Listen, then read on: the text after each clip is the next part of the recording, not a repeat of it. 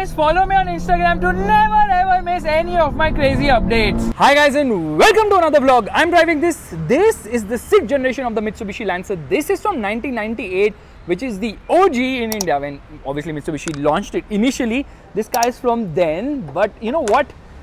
The condition is absolutely immaculate because the owner Rahul has put it back into shape. There you can see conical performance air filter. You obviously get an air intake as well, and the engine bay looks very clean. There is no insulation here, and you can see that the bumper actually comes from the Evo 4 with this massive fog light as well, and you get this sort of mesh treatment. The car looks fantastic even today. That is the charm of a Mitsubishi Lancer. No clear lens lights, none of that. In fact, Rahul had sold this car and he has memories attached to it. So he bought it back, becoming the 5th owner. This car had LPG, so he had to convert it and redo it and refurbish it to this original condition. And he's done a fantastic job. The wheels have been upgraded on this car. 195/60/15s, yellow colored brake calipers. The alloy wheel design also looks quite nice. And from the side you realize this thing looks really nice in green. What an absolute beauty. Now sometimes what happens, you go outside to eat and you don't get space in a restaurant. What do? Well, the rear spoiler comes in handy. You can put your plate here and eat. Just kidding, but yeah, that's a massive rear spoiler because the car's engine is kind of lackluster. It doesn't really go to speeds wherein aerodynamics will come into play, but completely debadged at the rear. You get an aftermarket exhaust, so yeah, free flow exhaust, and then some wires are dangling from there, which you can see right now. Okay, there you can see the underbody of the vehicle. Tire seems absolutely new.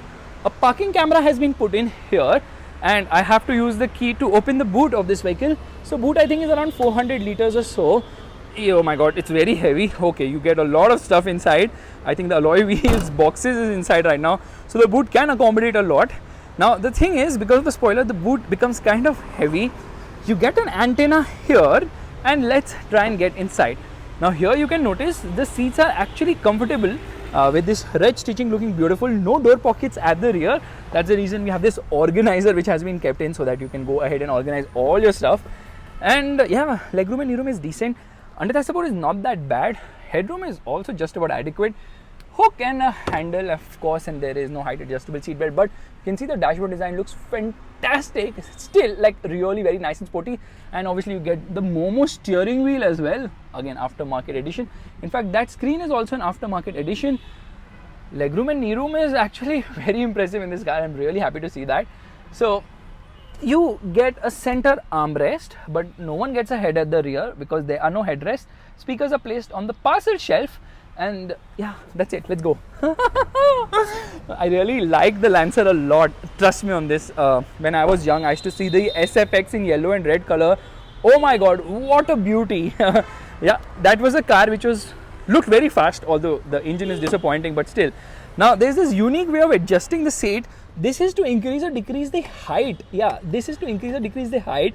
Now if you want to move the seat ahead or behind, there's no lever ahead. There's this lever and you can just push it like that. Yeah, that is kind of different, something I've not seen before. Door pockets are so chintu now. You can keep a A4 size paper at best. All power windows here, and yeah, really nice interior. I like it because there is this storage here wherein something is kept right now. I think coin holder probably. Outside rear view mirror adjustment, electric adjust. This is probably for the fog light of the vehicle, and then when you get in you realize that the glove box is decent size. Lot of hard plastics. This is not very hard as such, but yeah, lower down everything is hard. Phone holder, auto dimming inside rear mirror was not even a concept when this car came out. Antenna has been placed here. You get a mirror which has this magnetic thingy. Light works. That's a big thing. There is no mirror here. Anyways, air conditioning control. There is an ashtray here. 12-volt charging socket, some storage space here, some storage space here, coin holder here. Below the front center armrest, there's storage space as well. So yeah, a practical car in that regard. Okay, this is for the wipers. This is for the indicator. Instrument cluster looks okay. Again, kind of dated. And you get a tachometer, you get a speedometer, fuel meter, temperature meter. All that is there. Telltale lights almost everywhere. Now let's do one thing. Let's actually turn on the car, which means that I have to put the key inside and listen to this. Okay. Oh my god, it rose to life because, oh my god, the air conditioning is very effective. So listen to the roar, okay?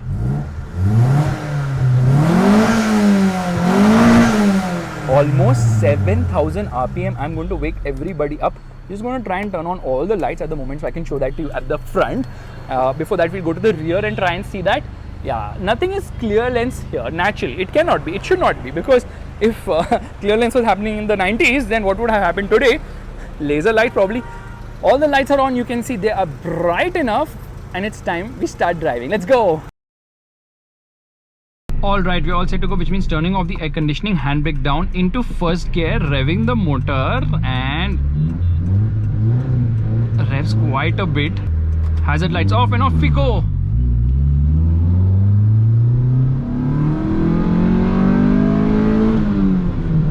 First gear does almost 45 kilometers per hour. Now this engine is the 4G15, which produces 85 horsepower and 132 Newton meters of torque. Performance isn't that great because this is not a high revving engine. This is where the horn is actually. So this is not a high revving engine, and the low end is also not that great. Mid-range is nice, but otherwise this engine doesn't really have that grunt because of just 85 horsepower, which isn't much. Now this one is actually running stage 1, which is somewhere around 100 horsepower. But because this was LPG before and has been unconverted from that, there are carbon deposits on the engine, which is kind of affecting the performance of this car. The suspension is really soft and cushy, which means ride quality is fantastic. And with this Momo steering wheel, you get that feel of fast and furious. But honestly, handling is actually quite nice in this car. Gear shifts are super duper smooth, and now when I'm in 5th gear, I realize that the engine is very smooth and refined, even with an exhaust and an air intake. Well, it is very smooth. You can hear the engine running. Actually, you can hear a lot of the road noise and the wind noise and stuff like that. So Mitsubishi actually launched this car around 1998 in India, which happened to be the 6th generation of the Mitsubishi Lancer. Then the 7th one they skipped. They got the 8th generation because they wanted to sell this one. Along with that, they called it the Mitsubishi Lancer Seria and the Mitsubishi Seria.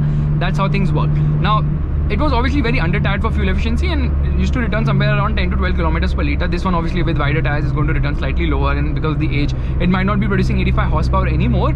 This is a car you can enjoy driving without going hard onto the throttle, because in stock form now, it's not as performance oriented. It feels faster than it is, so that's what you do. You get into 3rd gear and it doesn't rev fast enough. And then the brakes are also not very strong. Obviously ABS wasn't offered at that time. Yeah, it becomes very vocal as well. But it's an easy and a smooth car to drive, which is something really something which you can really appreciate. By the way, Mitsubishi did a fantastic job in the earlier days when the Lancer was competing with the Honda City, and then later, I don't know, they lost the plot, they didn't update the model. Honda City went through multiple generations, and we continue to get this Lancer. In fact, it also came with a 1.8 litre engine, if I'm not mistaken, and there was a 2 litre diesel as well. This is a 1.5 litre engine, which is 4 cylinder of course, but uses 3 valves per cylinder, not 4 valves per cylinder. That's the reason why I think it doesn't have that immediate grunt or push as such. Drivability is okay. In the city, controls are light. You can see everything what's around, so that's not an issue. It's only that, when you really ring the throttle, you expect a Mavic engine underneath the hood. This MG15 is just disappointing to the next level. Doesn't offer the level of performance you would expect, and then there's a lot of noise which can be heard. So this was like a poster. This car's poster was almost everywhere in my house because I loved the yellow colored one, the red colored one. Looked really very nice, and with the spoiler and stuff, obviously, you see it in rallying, you see those rally art stickers on it, and you're like, wow, what a car. Indeed, it was, but unfortunately, Mitsubishi not only killed itself in India, it's killed the Lancer globally as well. So after the 10th generation of the Lancer and the Evo, and they decided to call it quits, saying that, ab bahut ho gaya. Although the Lancer Evo specifically, the Evolution model, is an icon, will always be one, because the level of performance, they had these models called FQ320, FQ360, FQ400, and the turbo used to become bigger and bigger, where the number here used to signify the amount of horsepower. This car's chassis is so strong and so able that it can handle 300, 400, 500 horsepower. That is the level of, I would say, engineering capability which Mitsubishi has actually put in this car. When this was launched, I think it was priced between 6-7 lakhs to almost 10 lakhs, somewhere around that, depending on which variant you opted for, because, the higher the variants, the more the raciness increased in them. I wish if the brakes were slightly better, but I really like driving this car because it has that sense of a rally pedigree to it, which kind of makes you feel like a rally driver as long as you're not going fast. Once you go fast, you feel fast, but you really don't go as fast as you would expect. Hazard light off.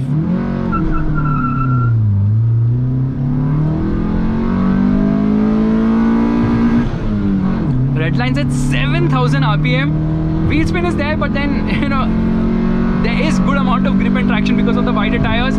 Red lines with a lot of sound as well. This car weighs 1010 kgs and has a 50-liter fuel tank, which for this segment of a car is actually a big fuel tank. And now when I'm ringing it, I realize the level of stability and the handling and the composure is just unbelievable. Just look at it go, absolutely flat through corners, no hesitation. The handling is the reason why you would buy a Mitsubishi Lancer. And then of course, it's a canvas. The capabilities of making it go faster is just endless. You can put in whatever you feel like. It all depends on how big is your pocket. But you know, a lot of people in India bought the Lancer and then they converted it into a Evo. And I know there are few of them lying around like this, rusting in Mumbai, unfortunately. But yeah, a lot of them have done it because getting parts was easier earlier on. Now it's become slightly difficult because obviously Mitsubishi has also kind of cut full support from India. It said Tata bye bye in India, but globally also they have like cut the whole evolution project, so that's a little bit disappointing. When you're bringing it in lower gears now, it drinks a lot of fuel. Trust me, it drinks a lot of fuel. It can come to maybe 6 or 8 kilometers per liter, but you know what, it doesn't move as fast as it drinks, which is a little disappointing. But keep all that aside and you will really appreciate how this car used to give a tough fight to the Honda City back in the day. But Honda's engine really, you know, made them win the battle because of that VTEC 106 horsepower. I remember the Honda City VTEC which came in 2001, and then Honda also realized, yaar, hum log horsepower ka khel kyun khel rahe hain? Let's launch a Honda City IDSI with 77 horsepower. Say bye bye to VTEC. So those days, Lancer versus City was the hottest topic in all automobile groups. So guys, this is my vlog of the Mitsubishi Lancer 1.5. It is 23 years old. It doesn't feel its age. It still feels young at heart. It still like feels well put together. A little bit of rattles here and there. That aside, when you downshift and you ring the throttle, this is what happens.